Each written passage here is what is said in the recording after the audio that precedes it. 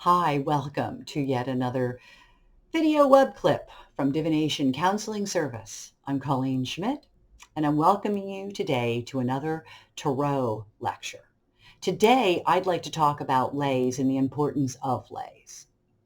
First of all, when you're trying to build a story, which, by the way, as a teacher, that's one of the most common questions that I'm asked is how to build that story.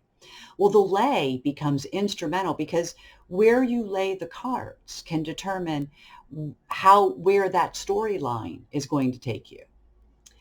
With that said, today I want to look at something that's really simple to start with, and that's called a flower.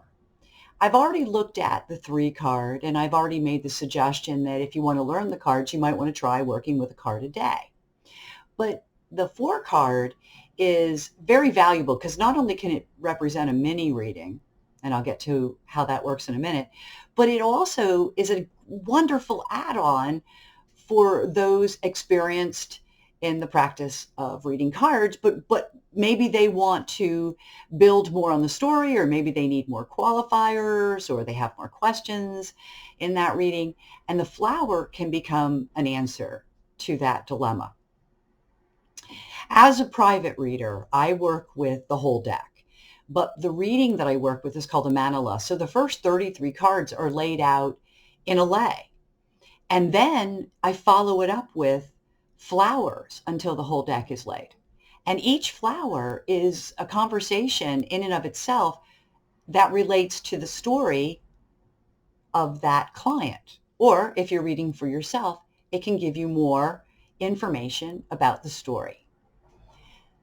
With that said, the actual flower, which is what I call it, could be a really good way for a new beginning reader to begin to play with the idea of creating that storyline. So, without further ado, I have with me a visual aid. So before I show this, I just want to point out that if you would like a copy of this for yourself, or if you want to read more about what I'm talking about today, I already have and will continue to build my article on my website, divinationcounselingservice.org. And you can read more, and you can see a copy of this. This is a visual aid for today. So this is our 4 cards.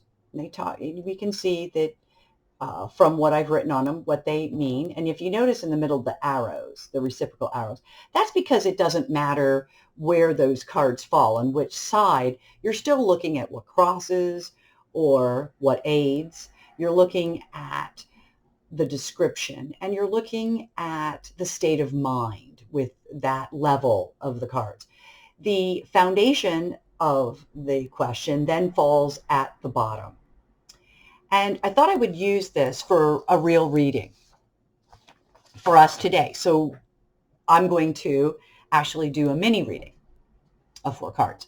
So before I get going, I do want to talk about the fact that when I did this little reading for today, and I'm not saying I'm always going to keep up this practice, because I am a reader who reads not only the full deck, but I read upside down as well. But for today, for our purposes, I am reading only upright. I find through my sojourn of being out on YouTube and having dealt with other card readers that some people will only read upright. I would say it's almost 50% of readers read only the upright cards. And I really don't see anything wrong with that if that works for them. Doesn't really work for me, but again, it doesn't make me better, it doesn't make me worse. It's just, what are you comfortable with? So as we proceed in life as card readers, we have to look at what works for us.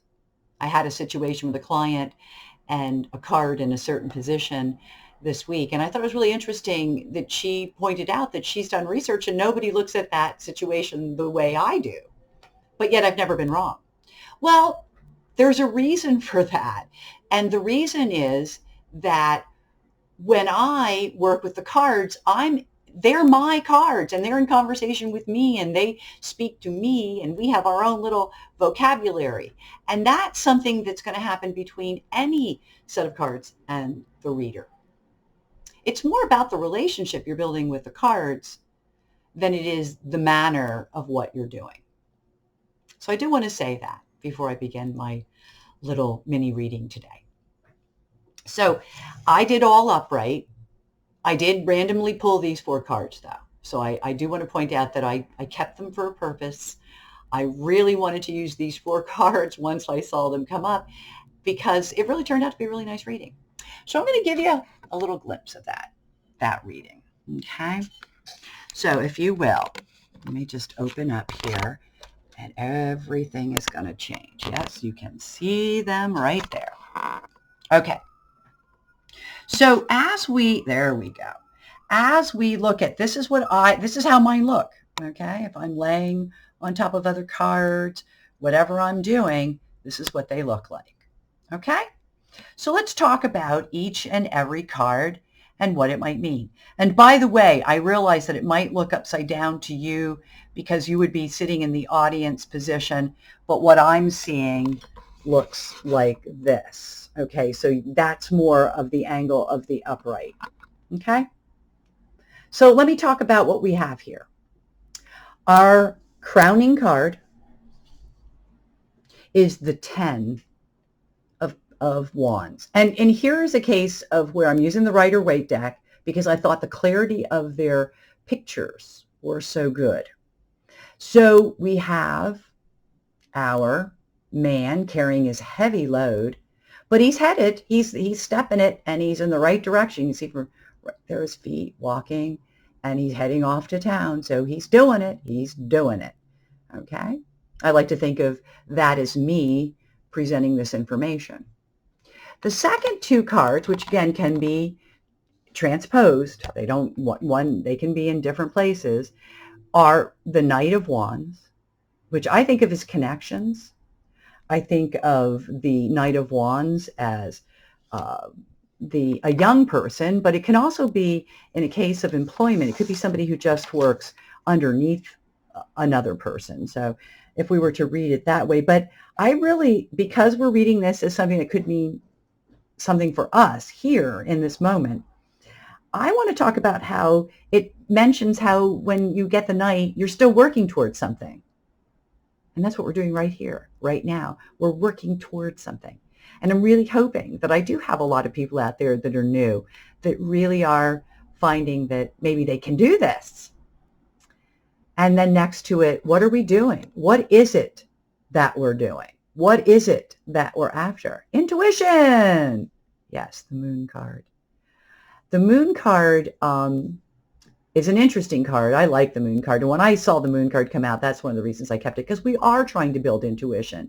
Through the use of the cards and astrology, it's a wonderful way to build your own personal intuition. It also can represent a storm, and the reason why you might be becoming more intuitive is it has to do with a storm, which if you think about the reason why a lot of people might start reading the cards, it might have to do with going through storms in their life. So it's interesting, but it's really intuition. I loved the outcome. That was the other thing. I wanted to call an outcome card. It's the foundation card. The foundation is we're building a future. And the foundation is that it is a future. Look, it's a child, but it's the sun. And it's talking about how even me doing this work, you can tell by the way I use my camera, I'm still new at it. And we're just beginning something that's a journey that hopefully takes us a long, long way. So that's a reading, okay? And I thought that was a pretty good reading. Let's bring this right back up to where I was. Here we go. And I wanted to also point out that, as we're, reading and we're becoming readers and we're taking part in this wonderful way to build our intuition, that it is an empowerment for us in the future, and that it really does, I think, in many ways, give a person a great deal of confidence. I see that even when I read for people, how I'm going to say 85, 90% of the time, I'm confirming things for other people when I read. In some cases, I'm reading for people I know who can read for themselves, but they come to me for verification. So again, that sun card, so appropriate. So I want to talk about the sun card before I leave today and the moon card because they represent picture cards. So if you're new to the cards, you may not realize these are major arcana cards and they have greater strength of meaning, if you will, than say an event card. That's why I like to refer to a minor arcana. Sometimes I refer to them as like the event card. The majors are more life changing, or they're more about life circumstances. So oftentimes when I read majors, I like to tell people we want to read this on every level of your life because it's more than an event. This is huge when you get majors. So I wanted to point that out before we sign off. And before I go, I just want to remind everyone that I am a tarot reader. I've been for a really long time. I'm proud to say it's how I make most of my money. I definitely believe in the empowerment of people, though. And so it's not just about building my business as a reader, but it's about building you to becoming a reader. And with that said, if you do have any questions about tarot or astrology, or if you are interested in a private reading, please contact me at divinationcounselingservice.org. And I hope to see you all again. And thank you for spending this time with me today. Happy readings to all of you.